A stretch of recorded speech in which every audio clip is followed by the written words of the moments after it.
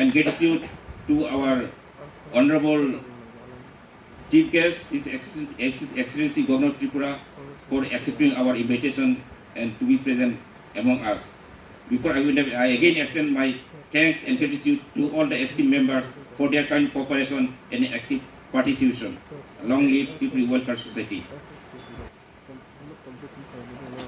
ये annual conference में उपस्थित डॉक्टर एस.आर. देववर्मा जी, डॉक्टर एम.आर. देववर्मा जी, डॉक्टर विजय देववर्मा जी, डॉक्टर आशीष देववर्मा जी, कॉन्फ्रेंस में उपस्थित सभी डॉक्टर्स,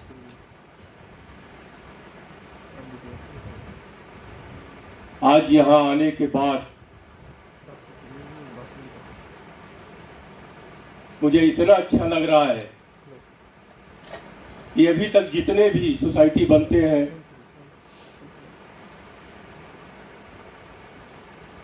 वो एक समुदाय का नहीं बनता,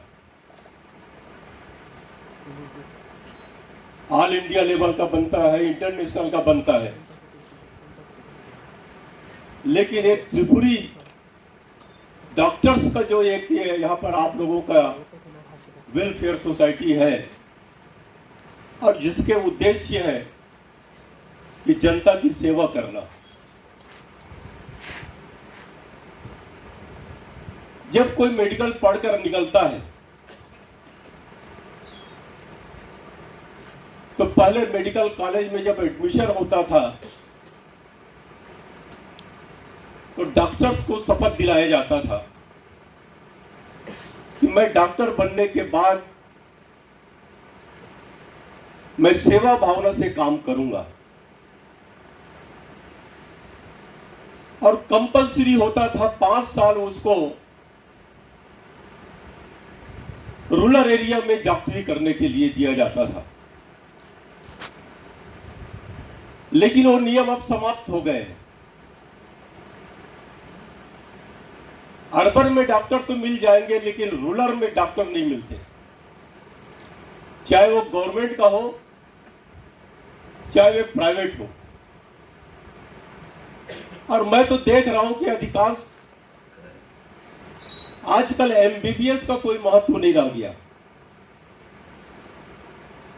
जब तक डॉक्टर पीजी न कर ले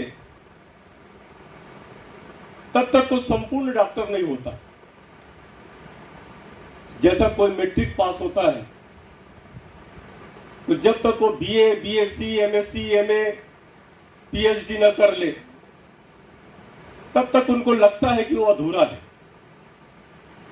लेकिन आज डॉक्टर्स कोई एमबीबीएस करके कोई अपने आप को संपूर्ण डॉक्टर नहीं मानता। लेकिन आज पीजी करने के लिए जो कठिनाइयां होती है वो आप लोग अच्छी तरह जानते हैं। पहले गवर्नमेंट लेवल में जितने भी हॉस्पिटल होते थे, जितने भी मेडिकल कॉलेज होते थे, वहां पर पीजी के लिए कोई फीस नहीं लगता था। लेकिन आज जब एजुकेशन प्राइवेट सेक्टर में चला गया तो प्राइवेट मेडिकल कॉलेज में आप पीजी के लिए आप जाएंगे तो 2 करोड़ से 3 करोड़ रुपए लगते हैं।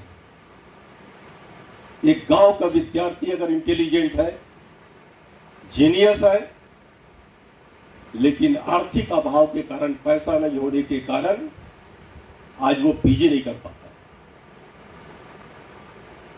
और पीजी करने के बाद कोई डॉक्टर को बोलो कि आप गांव में जाकर आप अपनी सेवा दीजिए तो कोई डॉक्टर जाने के लिए तैयार नहीं होता। कोई सरकारी कर्मचारी बनना नहीं चाहता, सरकारी अस्पताल में नौकरी नहीं करना चाहता।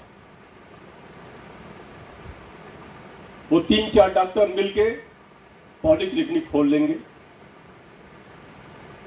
और उनसे बात करो कि आप लेक्चरर प्रोफेसर मेडिकल कॉलेज में क्यों नहीं बनते। तो डॉक्टरों का कहना होता था कि हम जितने पैसे खर्च करके हम पढ़ाई में लगाए, हम बैंक से लोन लिए हैं, सरकारी नौकरी में जो सैलरी मिलती है उससे हमारा काम नहीं चल पाएगा। ये दुविधा की स्थिति है और इस स्थिति में आप लोग एक ऐसे वेलफेयर सोसाइटी का निर्माण किए हैं जिसमें सिर्फ मेडिकल डॉक्टर नहीं, मेडिकल के साथ आयुर्वेदिक, होम्योपैथी, सभी डॉक्टरों को आप लोगों ने लिया है। और जिस उद्देश्य से आप ये सोसाइटी में काम कर रहे हैं, या त्रिपुरा राज्य बहुत छोटा राज्य है और अधिकांश रूरल है, और रूरल सेक्टर में कितनी समस्याएं होती है आप लोग घूमते हैं तो अच्छी तरह मालूम है। आज मेडिकल इतना कॉस्टली हो गया है कि छोटे गरीब लोग या मध्यम वर्ग के लोग इलाज जब कराने जाते हैं तो या पत्नी का जेवर बिक जाता है या जमीन बिक जाता है। और ऐसे में आप अगर गांव में जाकर उनकी सेवा करोगे तो आपको भगवान मानेंगे। कितना भी करोड़पति रहे, एक समय आता है कि जब उसका परिवार का कोई व्यक्ति बीमार पड़ता है, हॉस्पिटल जाता है, उसके सामने डॉक्टर के चेहरे के सिवाय कुछ नहीं दिखता और हमेशा गिड़गिड़ाता है कि कैसे भी मेरे बच्चे को बचा लें। डॉक्टर एक भगवान का स्वरूप होता है और मैं इसी से आप लोगों से निवेदन करूंगा कि त्रिपुरा राज्य के गरीब आदिवासी भाइयों का आप सेवा करिए। और सबसे बड़ी बात है कि यहां पर जो ड्रग एडिक्ट हो रहे हैं, यह हमारे लिए चिंता का विषय है। क्योंकि मैं इस मामले में बहुत काम किया हुआ हूं। मैं पिछले समय जब पार्लियामेंट में था उस समय सोशल जस्टिस का चेयरमैन था और ड्रग एडिक्ट के मामले में मैं कई स्टेट का मैंने दौरा किया। और पहले तो मुझे लगता था कि सिर्फ पंजाब ही इसके चपेट में है। पंजाब में जब गया, एक गांव ऐसा था जहां पर एक भी मेल मेंबर नहीं थे, सारे वीडियो हो गए थे और उन लोगों ने अपने गांव का नाम बदलकर वीडियो विलेज कर लिए। आप कल्पना करिए कि जिस गांव में एक भी मेल मेंबर ना हो तो वहां के फीमेल मेंबर की क्या स्थिति होगी। अगर अभी हम बच्चे को हम समझाएं, उनको सही रास्ते में लाएं, तो उनका भी भविष्य बनेगा, उनके परिवार का भविष्य बनेगा। अगर आप लोग ड्रग एडिक्ट मामले में अगर आप लोग आगे बढ़कर काम करेंगे, निश्चय ही भगवान आप लोगों का सहायता करेगा। मुझे आप लोगों ने आज आप अपने कार्यक्रम में बुलाए, मुझे कुछ विचार रखने का अवसर दिए, इसके लिए मैं त्रिपुरी डॉक्टर्स वेलफेयर सोसाइटी को बहुत बहुत धन्यवाद देता हूं और ईश्वर से प्रार्थना करता हूं कि जिस उद्देश्य से आप सेवा की भावना से काम करने आगे बढ़ रहे हैं, आप सफल होंगे। जय हिंद।